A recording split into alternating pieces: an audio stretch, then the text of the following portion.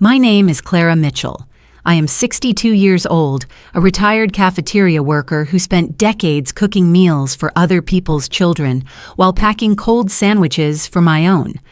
I never thought my story would matter to anyone outside the walls of my tiny apartment. But everything changed the night I stood in front of my daughter's house, clutching an old canvas bag that carried nothing but a faded family photo and a hand-stitched handkerchief from years ago. My life had already shifted in ways no one could imagine, but no one knew the truth. Because just a week before that night, I had won the lottery, $20 million. A number so large that my hands shook when I checked the ticket. A number that could have changed everything. Yet instead of announcing it, instead of calling my family with the news, I did something unthinkable. I pretended I had lost everything. I wanted to see who would still open their door to me when I had nothing left to give. So there I was, late at night, standing on the front porch of my daughter Emily's suburban home. The house glowed with warm light behind the windows. I could hear the muffled laughter of my grandchildren inside. My heart pounded with a mixture of fear and hope. This was not about money. This was about love, loyalty, and whether my daughter would see me as her mother or as a burden she wished away. When Emily opened the door, her face registered surprise, not joy. She looked at me the way one might look at an unexpected guest at the wrong hour. "Mom, what are you doing here so late?" she asked. I swallowed the lump in my throat and forced my voice to tremble just enough to sound believable. "Emily, I lost my part-time job. I am behind on rent. I need a place to stay, just for a little while." She shifted uncomfortably, glancing over her shoulder as if afraid her husband might hear. I saw her eyes dart to the bag in my hand, worn and fraying, the same bag I had carried to work for years. Her voice lowered. "Mom, we don't really have space. The kids are using every room. Maybe you could try a shelter. They help people in situations like this." The words struck me harder than any physical blow ever could. A shelter. After raising her, after sacrificing every dream of my own, my daughter's solution was to send me to a place for strangers. Just then, my granddaughter darted into the hallway, her little arms wrapping around my legs. "Grandma, stay with us," she said brightly, her innocence shining through the cold air. For a moment, hope flickered, but Emily quickly pulled the child back inside, her face tight with unease. Then, without another word, she closed the door. I stood there on the porch, the winter air cutting through my coat, my breath visible in the dark. My fingers clutched the bag tighter. In my chest, something cracked open. It was not anger. It was not even grief. It was clarity. I had won $20 million. But that night, standing outside my own daughter's home, I pretended I had nothing. And when I asked for help, she told me to try a shelter, then closed the door in my face. The next morning, my lawyer made a single phone call, a call that would travel across phone lines like a quiet storm. A call that made my daughter scream so loud the neighbors heard. Meanwhile, I sat in my apartment, poured hot water into a chipped mug and stirred my tea. The steam rose slowly as I whispered to myself, "Now I know the truth." That was the moment my life split in two. The life before my daughter shut the door and the life after. One choice changed everything. If you are still listening, stay with me. This story is not about the lottery, not about money, not even about revenge. It is about what happens when sacrifice meets silence, when love is tested by indifference, and when a woman who has been overlooked finally chooses to see her own worth. If you have ever wondered who would open the door for you when you have nothing left, I invite you to walk beside me in this journey. My name is Clara Mitchell. I am 62 years old, a widow, and I live in a small third-floor apartment. I worked most of my life in a public school cafeteria. Before that, I scrubbed office floors at night and sewed hems for neighbors.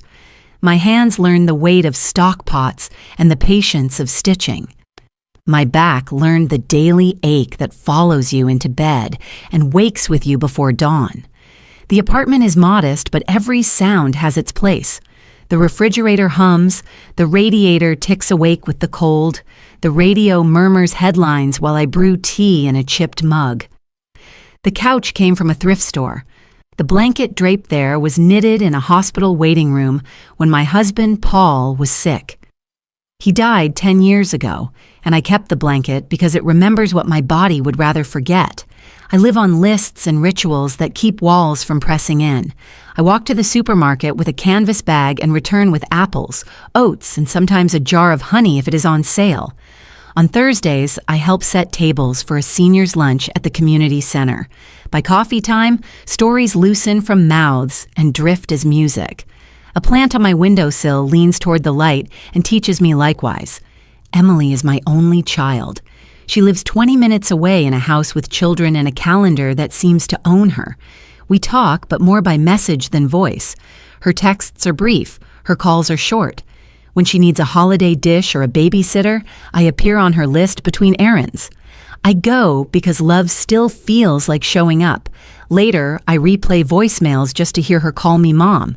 There are birthdays promised and postponed, dinners arranged and rearranged. Next week becomes next month while calendar turns. A year ago, I fainted in my kitchen and struck my elbow on the stove. I called Emily. She replied she was stuck at work and I should call a taxi to urgent care. I did. I paid fare and sat in fluorescent lights, while a nurse wrapped my arm and said I should not be alone. I keep my history in small drawers. A wedding band rests in a box with a loose hinge. A photograph shows Emily at 9, cheeks flushed with fever, sleeping while I pressed a cool cloth to her forehead. A handkerchief I stitched years ago carries crooked initials. Fabric has softened the way a prayer softens when repeated. I carry cloth in my pocket on days and hold it at the sink while the kettle warms. I am not blind to the distance that grew between us. I taught my daughter competence. I hid my need and said I was fine, so often she believed me. People mean well until life tilts. Then intentions slide to edges and habit takes center. I once believed sacrifice would keep a family together. The truth is, I am left with dinners without voices. On those nights, I eat slowly, giving silence only empty chairs. The neighbors know me by first name. Margaret across the hall bakes bread on Sundays and slips me a slice wrapped in a napkin. We trade weather and recipes like a kind of liturgy. The super asks me to sign for packages because I am home most days. The mail carrier tucks letters under the mat when the slot jams. These steady reliances stitch the hours and give my days strength that looks like grace. I still pick up substitute shifts when the district calls. The hairnet, the steam, metal trays moving down the line. The rhythm returns like a song learned young. Teenagers call me Miss Clara and ask for extra fruit. I give it and smile. I save the stickers from apples and line them on a scrap of paper in the junk drawer.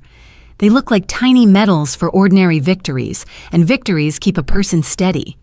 At night, I read by the window while buses sigh below and a siren fades toward the river. I make lists I never show anyone. Repairs I might try if the budget stretches, books to request from library, recipes to attempt if company comes. Company rarely comes, yet the list is an act of faith. I turn off the lamp, breathe with building, and sleep not from certainty but from practice, waiting for what arrives. When I close my eyes, I can still smell the machine oil and hear the clatter of gears in the factory where I worked nights. I was younger then, though my bones already ached as if they belonged to an older woman. The hours stretched long, the fluorescent lights buzzed overhead. The conveyor belts demanded fingers that did not tire. My own fingers cracked and bled from stitching heavy fabric, and the tips were stained with dye that soap never fully removed. I remember staring at my hands, red from effort, and thinking how much of myself I was giving away one thread at a time. The whistle at dawn was not relief, but urgency. My shift ended, yet my day as a mother began. I hurried home through the quiet streets, shoes rubbing blisters into my heels. My heart raced faster than my steps because Emily was waiting. She was only 7 then, a small girl with hair that curled against her pillow and a fever that often rose in the night. I would push open our apartment door and hear her soft cough echoing through the stillness. On the table near her bed, I always kept a small handkerchief. It was not store-bought. I had cut fabric from an old dress and stitched her initials crookedly in one corner. It was the first thing I ever made with the sewing machine at work during a rare break. The cloth was rough but softened each time I washed it. When Emily's forehead burned, I would dampen the handkerchief and press it gently against her skin. She would stir, sometimes whisper, "Mom," and I would feel the exhaustion slip away as if my tired body could be replaced with pure devotion. That handkerchief became a kind of companion to us. I carried it in my pocket when I walked to work. I clutched it when bills piled up on the counter. I folded it neatly whenever I wanted to remind myself why the struggle mattered. Each frayed thread was a record of sacrifice. Each faded stitch a vow that my child would have more than I ever did. I did not know then that I was binding more than cloth. I was stitching my hope directly into my heart. There were nights when Emily would wake and cry, frightened by shadows or dreams. I would sit on her bed, humming softly, wiping her cheeks with that little square of fabric. Sometimes she would fall asleep, holding it tight in her hand. I watched her breathe evenly again and thought, one day she will understand. One day she will see what it costs to keep the lights on, to keep soup warm on the stove, to keep her world safe. Years passed, but the handkerchief stayed with me. It moved from one coat pocket to another, tucked away like a secret. When Paul died, I carried it to the funeral and pressed it against my face to catch tears. When Emily married, I held it in my palm as I sat in the back pew, unseen, proud yet afraid of losing my place in her new life. When her children were born, I brought it folded in my purse, as if the memory of our earliest days together could bless the new generation. Even now, in my 60s, I feel for it whenever loneliness presses heavy on my chest. The fabric is thin, the edges unraveling, but it is mine. It is ours. Sometimes when I fold laundry, I smooth it carefully and whisper words into its threads, as if it can still carry messages to the past. I remind myself, you did not work in vain. You did not love in vain. And yet, as I sit here recalling those nights of rushing home with hands bleeding, pressing that damp cloth against a child's fevered skin, I cannot help but wonder what became of all those sacrifices. I never asked for repayment. I never wanted riches. I only wanted to be remembered with tenderness, to be seen as the woman who gave more than she had. But life has a way of turning devotion into expectation. I once believed the handkerchief was a promise between us, that love stitched into fabric could never be forgotten. But the years taught me otherwise. Emily grew, and the cloth became invisible. My sacrifices faded into ordinary background. I carried the proof, but she carried only her busy calendar, her endless lists, her closed doors. I have held that handkerchief through joy and through grief, through hope and through despair. It is a relic of my motherhood, a small square of truth against a lifetime of forgetting. I never imagined the day would come when I would stand at her doorstep, clutching it in my pocket, asking for help, and be told there was no space. I never thought I would hear my own daughter suggest a shelter, as if I were a stranger. I did not know then that every stitch I sewed into that cloth would echo back to me, not as gratitude but as silence. I did not know that the answer to a lifetime of sacrifice could be so cold, so final. I never knew what I would receive in return for those nights of bleeding hands and whispered lullabies, but now I do. The truth arrived not in thanks but in rejection. And that, perhaps, is the harshest lesson of all. The ticket hung on my refrigerator beneath a bent magnet from the community center.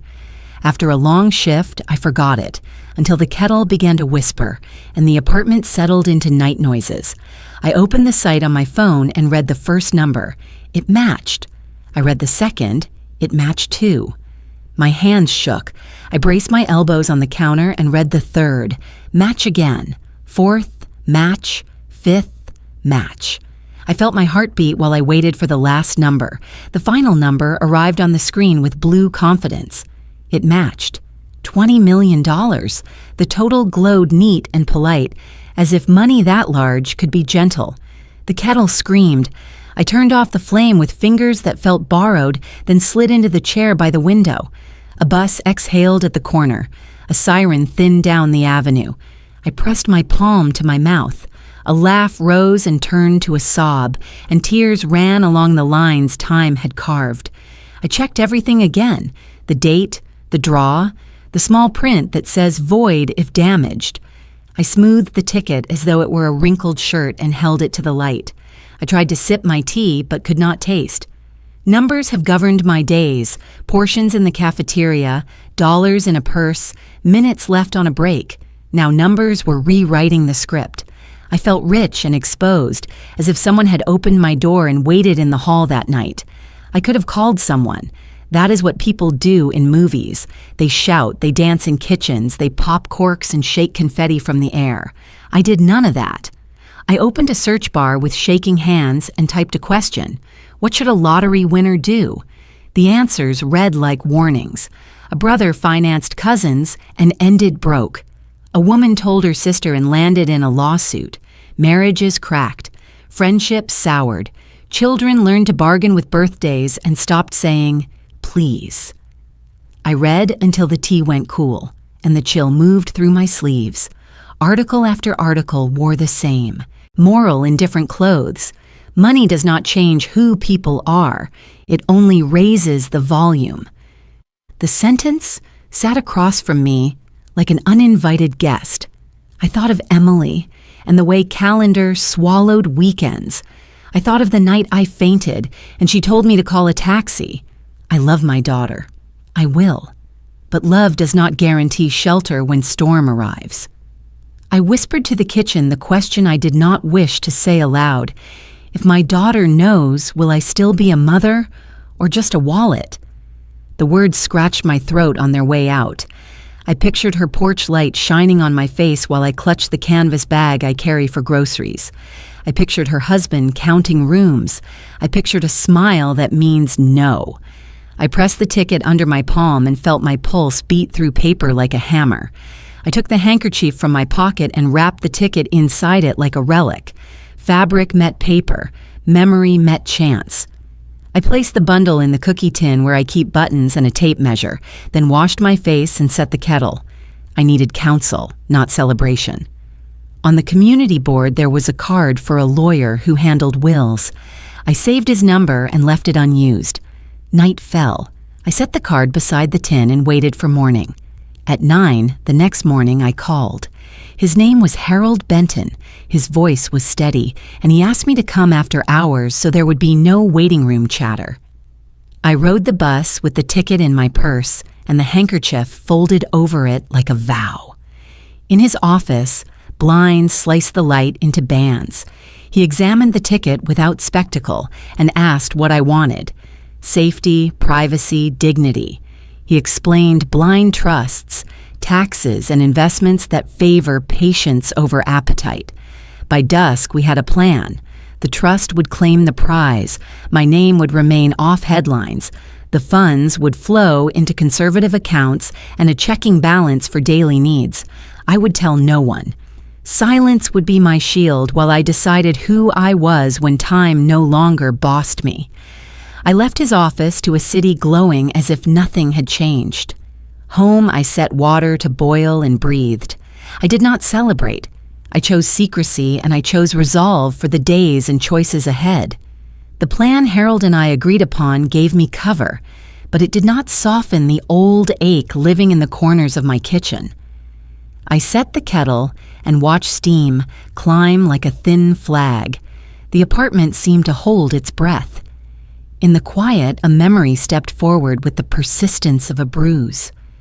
It was late last winter, the hour when fatigue and grief share the same coat. I was scrubbing a stock pot when the room tilted. My knees buckled. I slid to the linoleum and felt the stove recede like a shoreline, slipping under fog. I crawled to a chair and sat shivering even though the radiator hissed. My elbow throbbed where bone had struck metal. I reached for my phone with hands that felt borrowed and pressed Emily's name. It rang, then dropped to voicemail. I called again and left, a message that sounded smaller than I felt.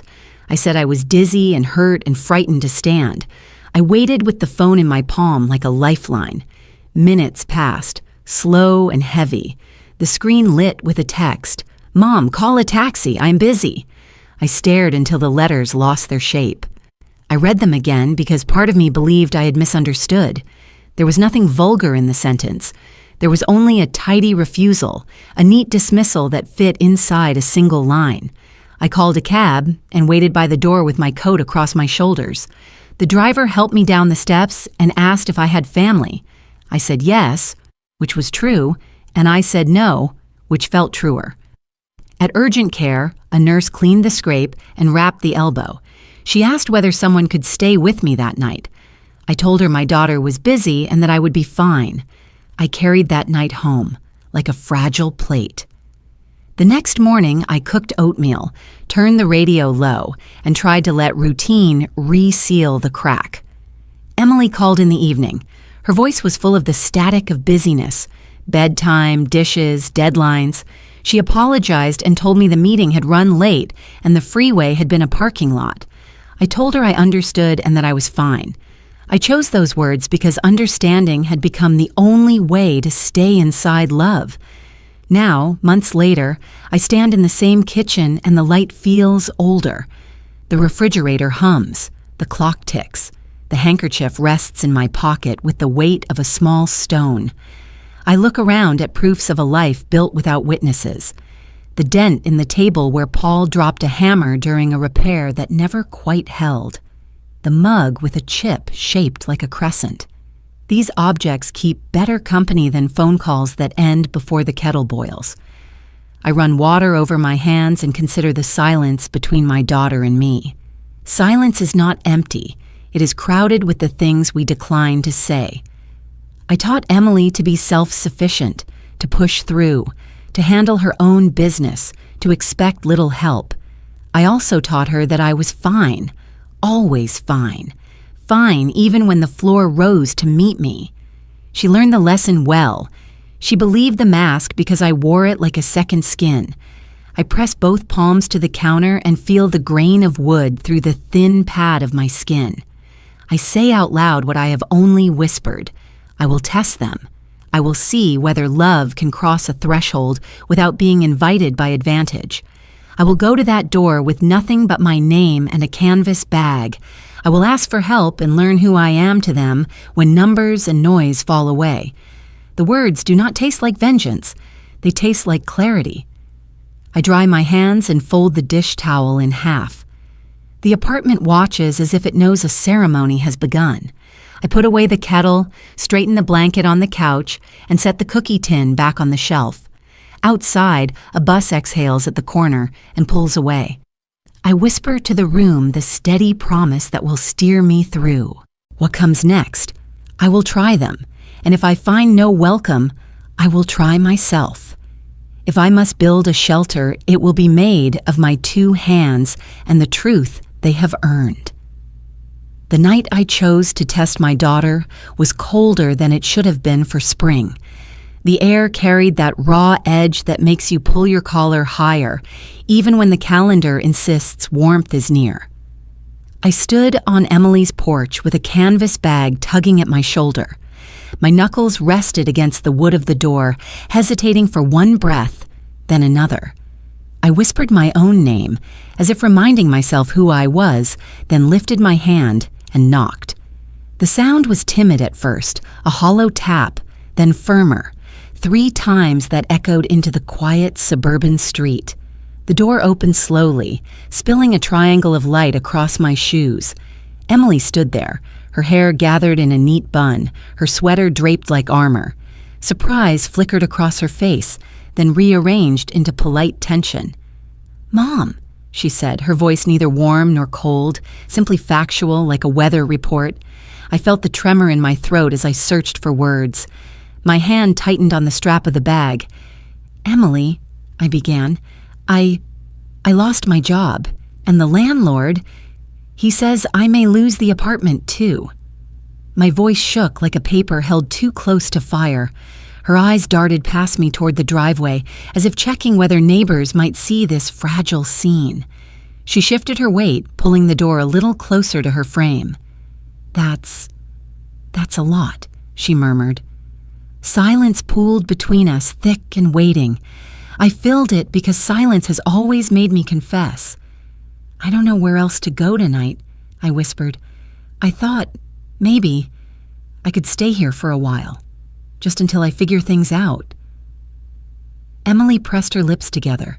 Her eyes softened for a fraction of a second, the way clouds part to hint at sun, then closed again. She inhaled, long and measured, before speaking. "Mom, we don't really have space. The house is small and work has been overwhelming." She paused, and her voice lowered into that rational register people use when delivering bad news as gently as possible. "Maybe you should try a shelter. They help seniors. They have programs. It might be better equipped than we are." Her words landed not like blows, but like a door clicking shut from the inside. I blinked, trying to understand if I had misheard. "A shelter," I repeated, my mouth tasting of metal. The bag strap bit into my shoulder. "Yes," she nodded quickly. "They're supportive. They know what to do. You'd probably be safer there." Just then, a smaller voice pierced the grown-up conversation. "Grandma?" My granddaughter Lily stood in the hallway clutching a stuffed bear, her eyes wide like lanterns. She tugged my hand with both of hers. "Grandma, stay with us."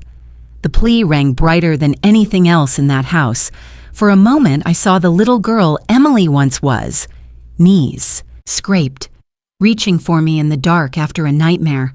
My heart surged toward the child in front of me, and I crouched to hold her close. But Emily's hand moved quickly. She touched Lily's shoulder, firm but not unkind. "Come on, honey, it's late." Lily resisted, her tiny fingers still looped through mine. Emily pulled gently but steadily until Lily's grip slipped away. I felt each finger release as if it were a stitch, unraveling from the fabric of my chest. Emily gave me a look that was meant to be final, something between apology and boundary. "I'll call you tomorrow, Mom. We'll talk more then." And before I could answer, she guided Lily inside and swung the door. The latch clicked, a small mechanical sound, but it thundered through me louder than any storm. I stood on the porch, staring at the smooth surface of the wood, the porch light buzzing faintly above. My knees trembled, and I steadied myself against the railing. The night air crept deeper into my bones. Inside, muffled voices continued, then faded. The street was empty. The world had folded inward, leaving me outside. I pressed my palm against the closed door, not to knock, not to beg, just to feel the barrier. The grain of the wood was cool and indifferent. My breath came shallow, each exhale a surrender. I turned away slowly, the canvas bag heavy as stone against my back. My shoes tapped down the steps into the dark. In that moment, I did not rage. I did not shout or accuse. I only listened to the silence, to the hollow in my chest, to the faint echo of Lily's voice calling for me. Then, with every step down that quiet street, I heard something else, too. The unmistakable crack of my own heart, splitting open in the night. And I thought, as clearly as a prayer. The door closed, and I heard my heart shatter. I set my canvas bag on the table and switched on a lamp. The apartment felt like a chapel after a funeral, the air respectful, the silence stubborn. I slid a faded family photo from the bag and set it by a chipped mug. Paul's crooked smile faced 7-year-old Emily.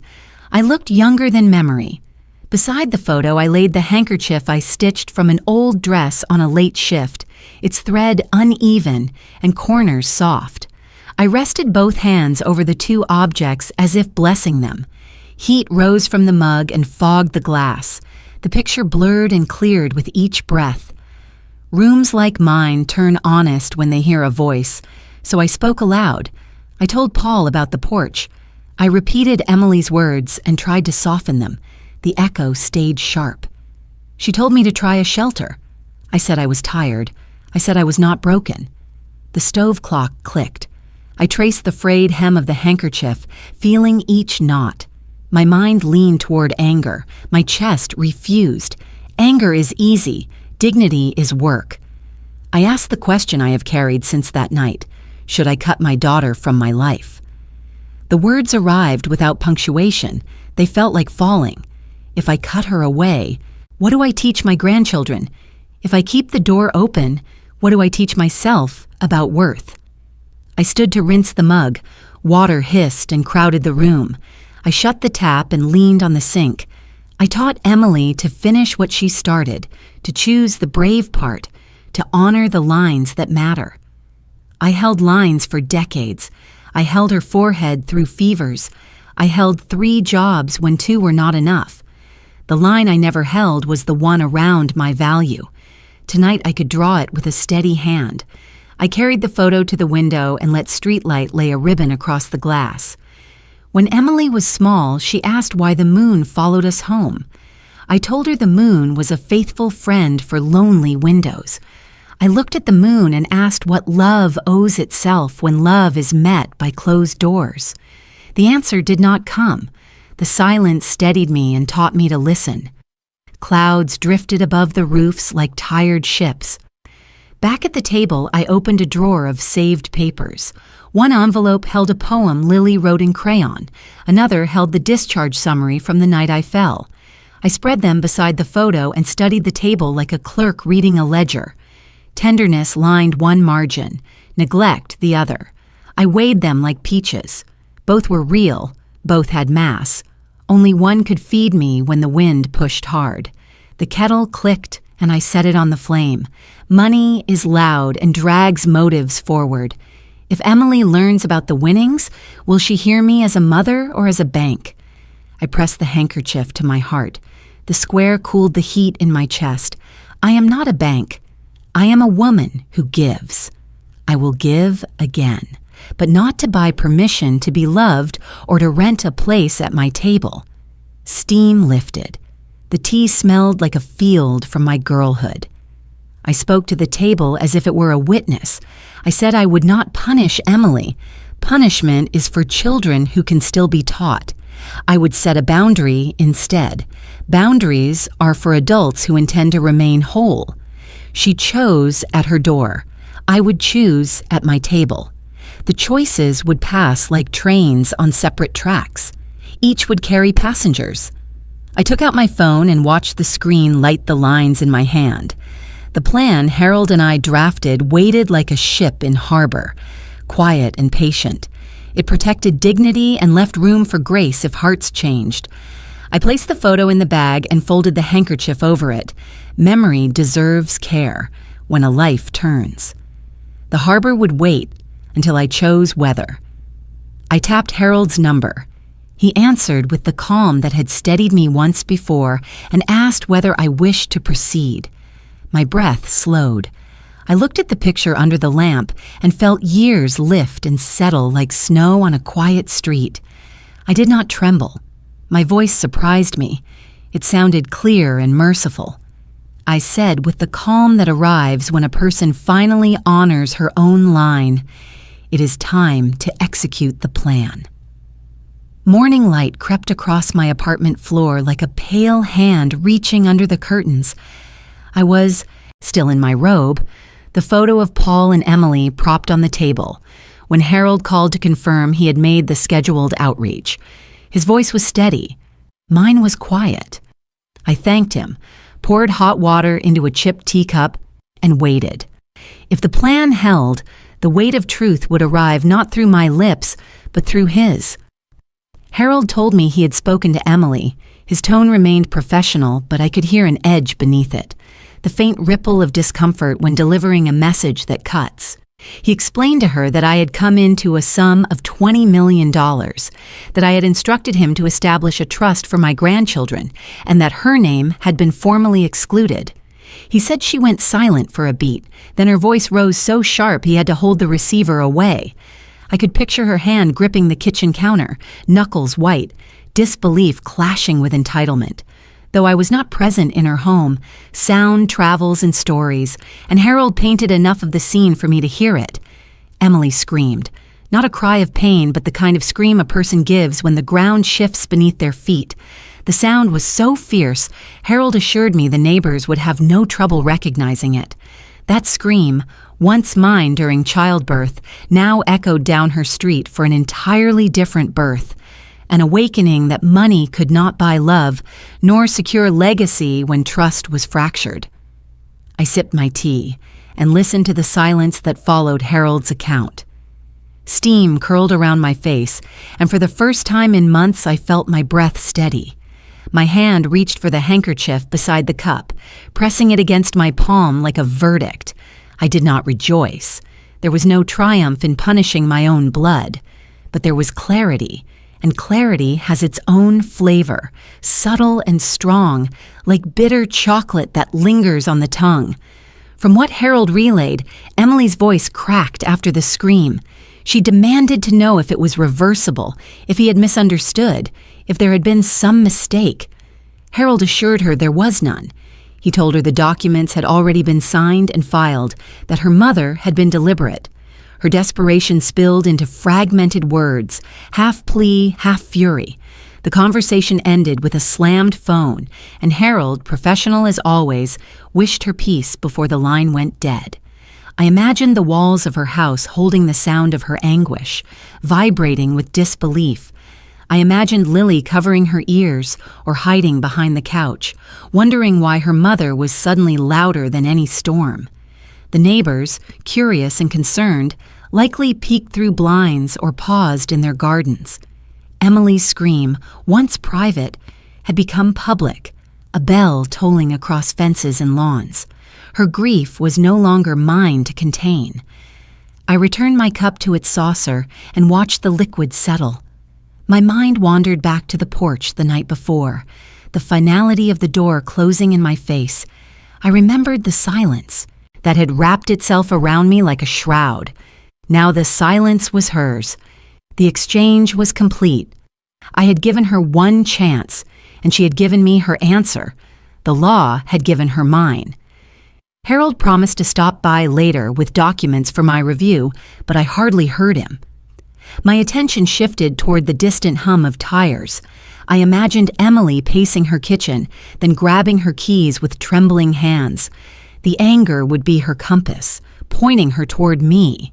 The steering wheel would hold the weight of her fury, and the road between us would shrink beneath her desperate drive. I looked at the handkerchief again, folded neatly by the photo. The fabric had survived sweat, blood, tears, years of washing, years of mending. It was a witness to endurance. Tonight it would witness confrontation. My breath slowed as I whispered to the room, "She is coming." The words carried no fear, only acknowledgement. The wheel was already turning, and I would not stop it. I sat straighter in my chair and poured another cup of tea. Steam rose once more, carrying with it the scent of jasmine and the quiet promise of resilience. Outside, a bird sang as if nothing in the world had shifted, but I knew better. Somewhere on the road between her house and mine, Emily was driving hard, her scream still clinging to her throat, her future colliding with my decision. And in that waiting, in that fragile calm, I felt both sorrow and strength braid themselves into one. The cliff did not frighten me. I had already learned to stand at the edge without falling. Now I would watch my daughter arrive, her heart crashing against the truth she never expected. The knock on my door was not a polite tap, but a frantic pounding, as if the wood itself might splinter under her fists. I rose slowly, my knees stiff, my hands wrapped around the handle of my teacup. When I opened the door, Emily all but collapsed into the entryway. Her mascara was smeared, her breath ragged. The scream Harold had heard had drained into sobs that shook her body from the inside out. "Mom," she cried, her voice breaking into pieces. "Mom, I didn't mean it.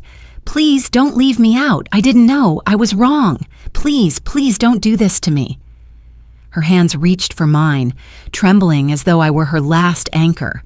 I felt her fingers clutch, desperate nails pressing into the thin skin across my knuckles. Once, when she was a little girl with scraped knees, she had clung to me the same way. That memory rushed forward now, but it no longer softened the moment. Instead, it revealed the gulf between then and now. Tears spilled from her eyes, streaking down her cheeks, and she shook her head violently. "I'll change. I swear I'll change. Don't cut me off. Don't erase me from your life. I'm your daughter. I'm still your daughter." I guided her gently to a chair, though her sobs made her nearly collapse onto the seat. My own hands shook, but I steadied them by reaching for the pocket of my cardigan. Inside was the folded handkerchief, worn thin by time, corners frayed, embroidery dulled but still visible. The anchor of my years. I held it in my palm, warm from my body heat, and looked at her with a quietness that startled even me. "This," I said softly, placing the cloth into her trembling hand, "is the only inheritance I have for you." She blinked, uncomprehending, then stared down at the fabric. Her fingers traced the tiny stitches of her initials I had sewn decades ago. The sobs deepened, breaking into a low moan. "Mom, please, no, you can't mean this. I don't care about money. I just need you to forgive me. Please, I'll make it right. I'll prove myself. Just give me another chance." I shook my head slowly, the weight of every year pressing against my spine. "Emily, that cloth carries the nights I came home with blistered hands and still found the strength to hold you. It carries sweat, tears, blood, and love that you will never measure in dollars. I once believed love was enough to hold us together, but last night, when you closed the door, you taught me what truth really is." Her body quivered as she pressed the handkerchief to her chest like a lifeline. Her knees slid from beneath her and she sank down onto the rug, clinging to the fabric and to my legs. "Don't do this. Please don't walk away from me. I'll never forgive myself if you cut me out. Please don't make me live with this." The sound of her weeping filled the apartment, a tide crashing against walls too thin to contain it. Neighbors might have heard, but I no longer cared. This was not humiliation. It was reckoning. I turned slowly from her grasp, prying my hands from her desperate hold, and walked to the kettle. The water had cooled, so I lit the flame again, listening to the soft click as the burner caught. Her voice broke behind me, frantic and pleading. "Mom, say something, please. Just tell me you don't hate me. Please, just one word."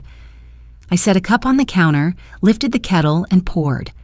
The quiet stream of water was my answer. Steam rose, curling through the air like the unspoken truth I could no longer gift in words. Silence is heavier than any sentence, and I let it rest upon her. Her sobs turned guttural, an ache that rattled through her ribs. Still, I kept my back turned, my breath measured, my hands steady as I prepared the tea. This was not vengeance, it was finality. A verdict written not in anger, but in the quiet ink of resolve. She knelt behind me, still clutching the handkerchief, her cries echoing against the small kitchen. I could feel the vibration of her grief through the floorboards, but I did not speak. Silence was the truest language left between us, the only one she had not yet learned to hear. I lifted the cup to my lips, inhaled the jasmine, and sipped. Behind me, my daughter's sobs filled the room. In front of me, the tea's warmth spread through my chest. Between the two was a wall built of silence, and it would not fall. The apartment was quiet again, except for the faint clinking of the cup against its saucer as I set it down. Emily's sobs had ebbed into soft hiccups, the sound of a child who had cried herself dry. She was still on the floor, her head bowed, clutching the handkerchief like a relic of something she could not undo. I thought the night had given me all it could: grief, anger, and silence. But then the door creaked open. Tiny footsteps padded softly across the threshold. My granddaughter, her eyes wide, her small arms already outstretched, ran straight to me. She pressed her little body against my legs and tilted her head back, whispering words so pure they cut deeper than any scream. "I love you, Grandma." For the first time in years, my heart cracked open. Hot tears slid down my cheeks before I could stop them. I bent down slowly, gathering her into my arms. Her warmth was different from Emily's desperation.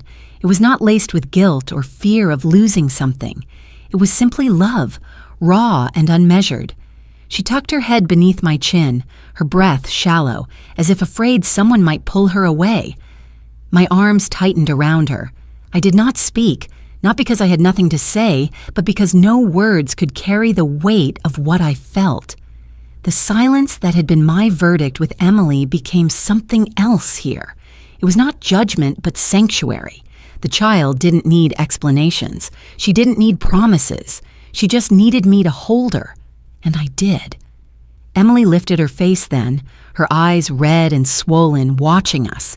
There was pain there, a flicker of envy too, but also recognition. She saw what I had once given her freely, what she had dismissed, what she had closed the door on the night before. My granddaughter's embrace was a mirror, showing her the shape of what had been lost. The little one whispered again, almost inaudible, "Don't cry, Grandma. You still have me." Her words pierced me, as though she understood more than a child her age should. I kissed the top of her head, letting the salt of my tears wet her hair. My voice trembled when I finally let it out. "You are the reason love still makes sense." Emily's sobs restarted, harsher this time.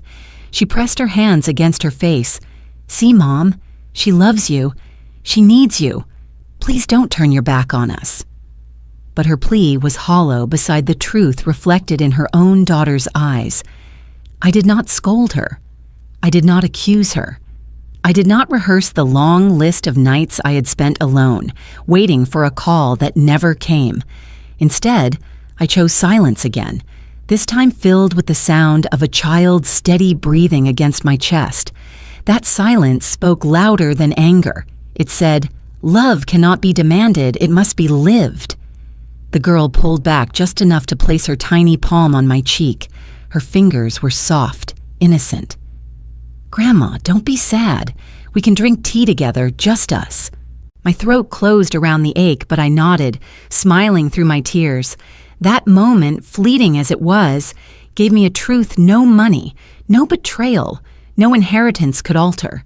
The purest bond was still alive. Emily looked at the floor, her shame swallowing her words. But I saw her flinch as she realized her daughter's love for me had not been taught. It had been instinct, a reflection of something she once knew but let slip away.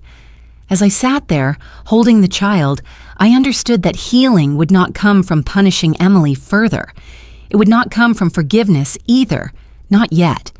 Healing lived in this small heartbeat against mine, in the way innocence recognized love where adults had forgotten. The tea on the table had cooled, but I did not mind. I had something warmer in my arms, something uncorrupted, unmeasured, and whole. And as I held her, I let the tears flow freely, not for the daughter who had failed me, but for the granddaughter who had reminded me that love, real love, still existed, even in the ruins.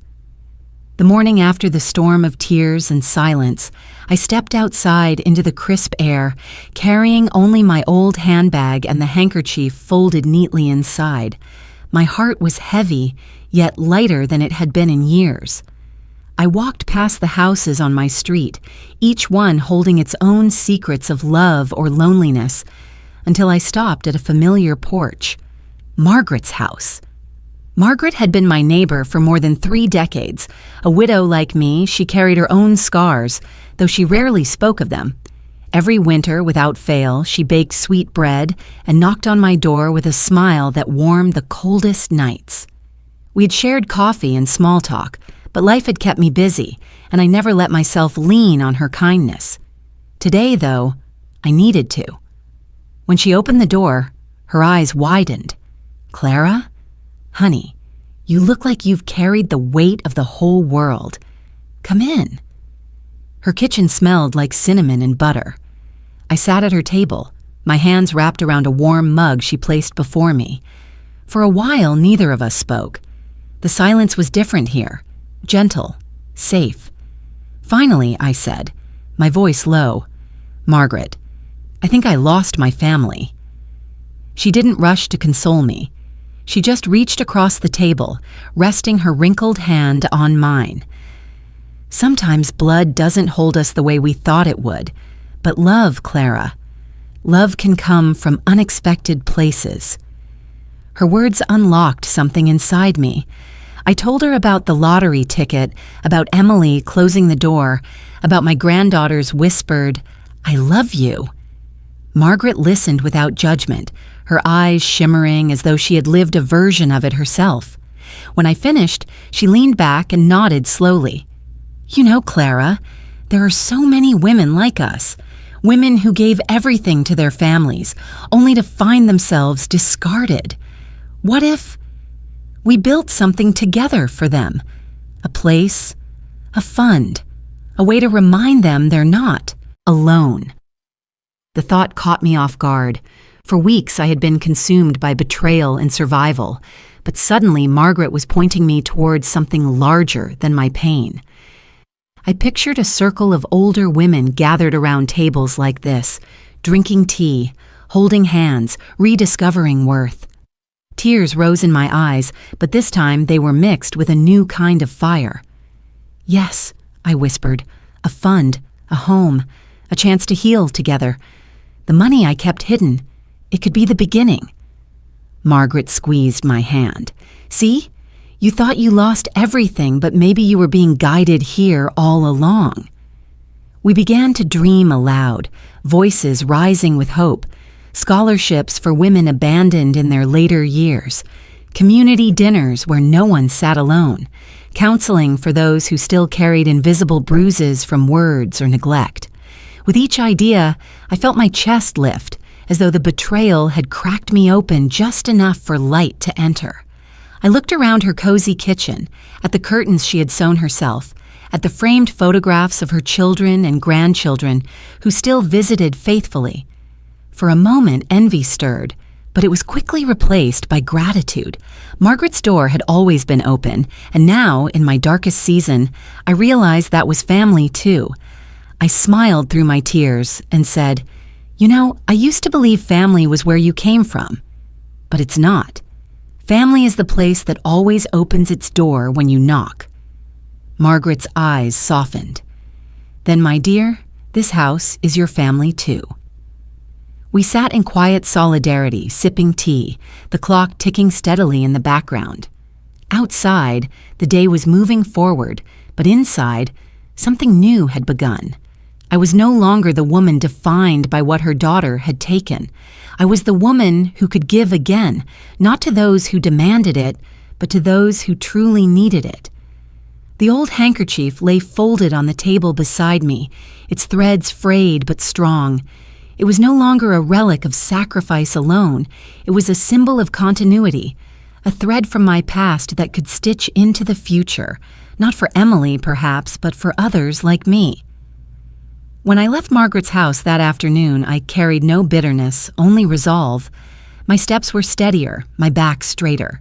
For the first time since the night Emily shut the door in my face, I felt the quiet certainty that I was exactly where I needed to be. Within 2 weeks, Margaret and I sat across from Harold again, this time not to hide money, but to aim it.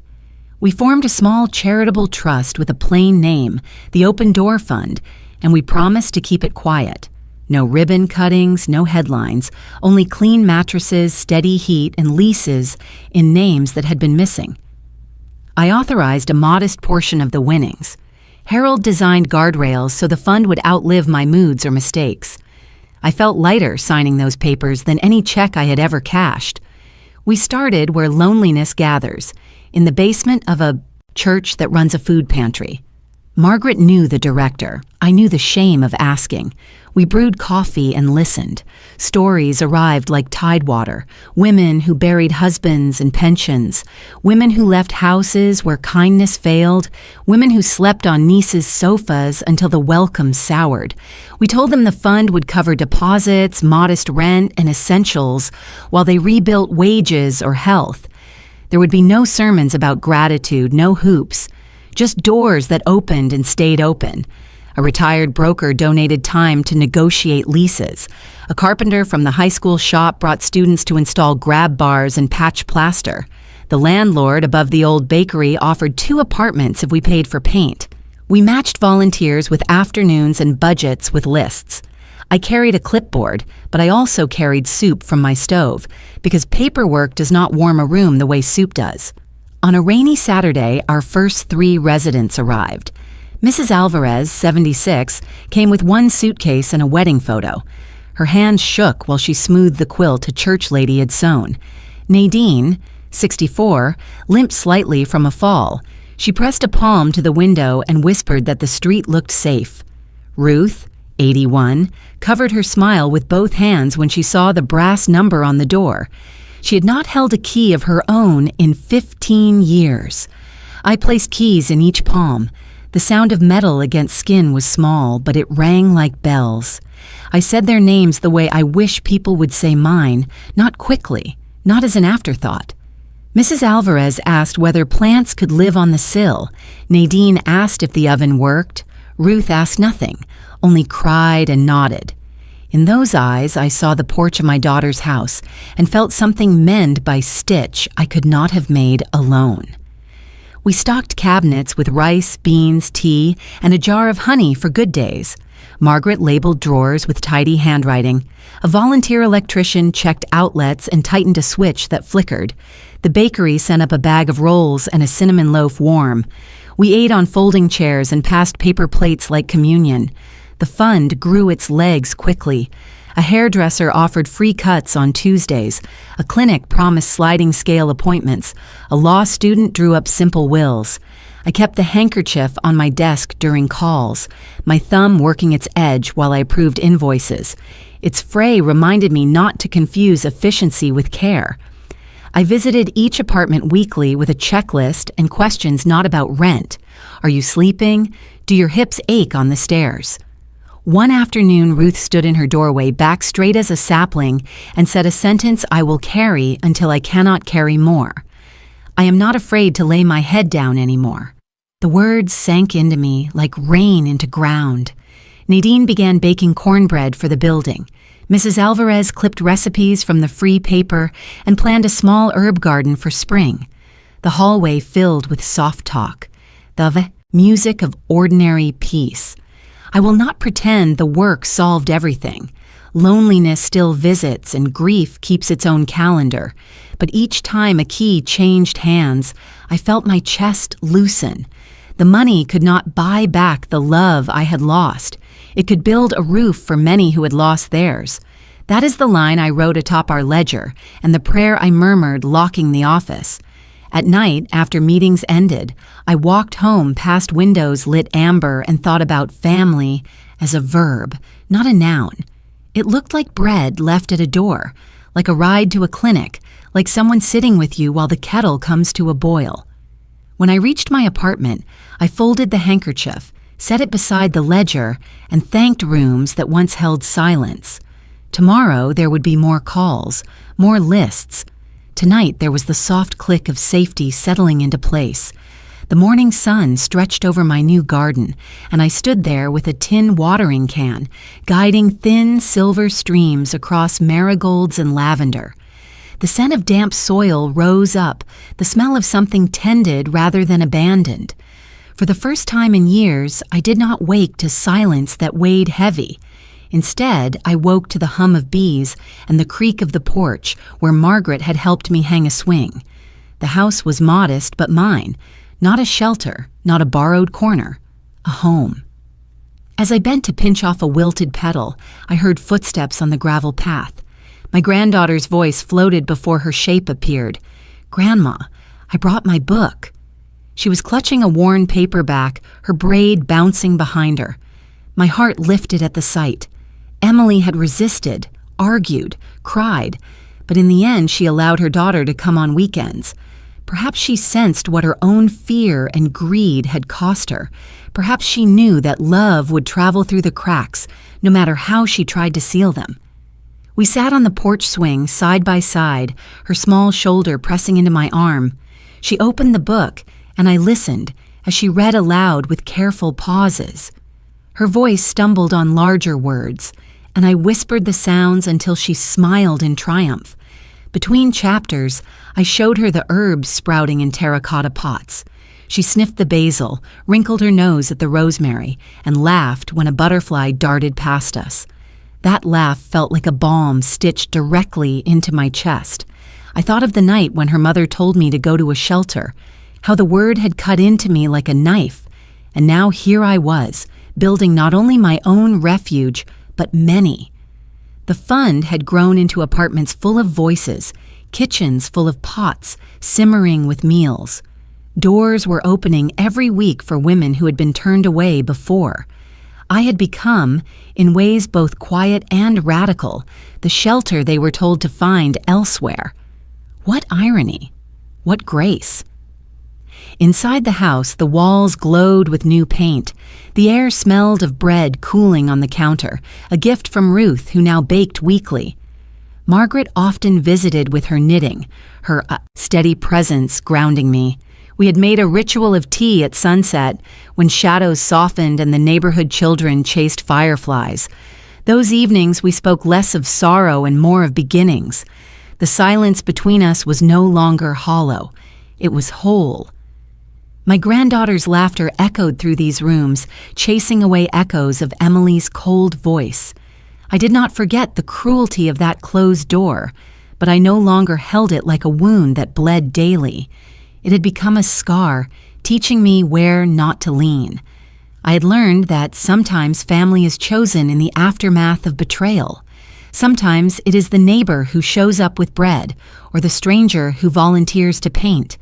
And sometimes it is the child who, uncorrupted by bitterness, still says, "I love you," without condition. That afternoon, after the story was finished, we spread a blanket under the oak tree. She lay back, pointing at clouds, shaping them into castles and dragons. I remembered when Emily was her age, how she once asked me if love could be seen. I had told her love was not visible, but felt in the warmth of a hand. Now, watching my granddaughter's fingers curl into mine, I wondered if perhaps love could indeed be seen, in gardens watered, in doors unlocked, in voices reading stories on porches. The sun lowered, and Margaret waved from her yard, calling us in for supper. My granddaughter jumped up, racing ahead, her braid flying like a banner. I followed slowly, the watering can still in my hand. I paused once more to glance at the flowers. They stood tall, resilient, fed by patient care. I realized I was not so different from them. Once neglected, told to wither, now rooted and blooming again. The quiet was no longer loneliness, it was peace. The house behind me, the garden before me, the laughter inside, these were proofs that I had built something real. I had been pushed toward a shelter, dismissed as a burden. But I became instead the keeper of homes, the bearer of keys. And in that truth, I found a serenity that no betrayal could erase. I have learned to speak plainly and to keep my voice steady. When people ask how things turned out, I tell them this: the ones who stay when you have nothing left are your family, the rest are passers-by. I do not recite it like a slogan. I say it like a compass reading, a direction that keeps you from walking in circles. Emily and I do not trade long conversations. We keep the calls brief and the tone courteous. She drops off my granddaughter on Saturdays and picks her up after supper. Sometimes she lingers on the porch, contrite, searching my face for the door I once kept open. I nod. I do not invite her inside. Boundaries are a language, and I am finally fluent. In the house, I water plants, wipe counters, and keep a book open on the arm of the chair. Margaret brings bread. Ruth leaves cornbread with a sunny note. Mrs. Alvarez clips basil and shares. The open door fund pays rent on time and keeps our promises. We do not make speeches. We make lists, then we make homes. I still carry the handkerchief. It lives in my pocket.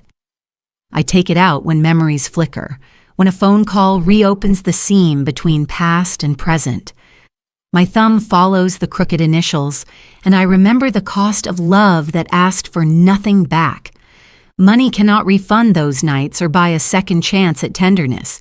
It can, however, build a clean, well-lit room where someone else can rest. That is enough. People say justice is loud. Mine is quiet. I did not slam any doors. I simply stopped holding them open for those who would not walk through. I did not shame my daughter in public. I let consequence speak to her in private. If she learns, it will be because life teaches. If she does not, I will grieve, and then I will go on. My hands are needed elsewhere. On Sunday afternoons, my granddaughter and I read under the oak. When the wind lifts her braid, I catch the scent of grass and library paper. She asks questions that untie my chest. Did I have a favorite story as a girl? Did I ever want to be an astronaut? Do flowers sleep at night? I answer honestly, and when she leans against me, the world feels held together by threads that do not snap.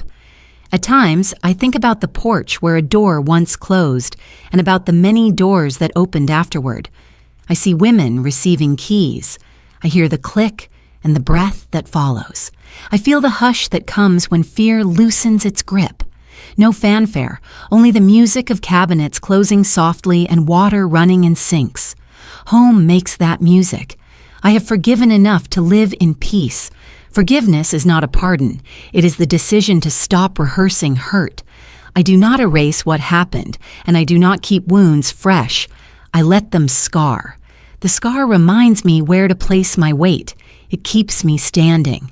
Tonight, the sky is the color of plums. I brew tea and carry the cup to the table. I place the handkerchief beside it, smoothing the fabric with my palm until it lies flat. Steam rises, and in it I see every version of the woman I have been. Wife, mother, widow, worker, beginner. I am all of them, and I am also this, a keeper of doors. If you have been listening, thank you for sitting with me. If you have lived a version of this story, share it. Would you forgive, or would you keep your silence as I have? Tell me what boundaries saved you. Tell me what kindness found you. The ones who stay when you have nothing left are your family. The rest are passers-by. Before we say goodbye, tell us where you are watching from. Is it a quiet morning with a warm cup of coffee, or a late night where stories like this keep you company? Leave a comment. We read everyone with gratitude. If this story touched your heart, please consider subscribing to the channel. Not only to hear more stories, but to join a community that believes in kindness, healing, and second chances. Thank you for your time today. Wherever you are, carry this story, and remember, sometimes the miracle waits. Quietly, open your heart, take care, and meet us next time.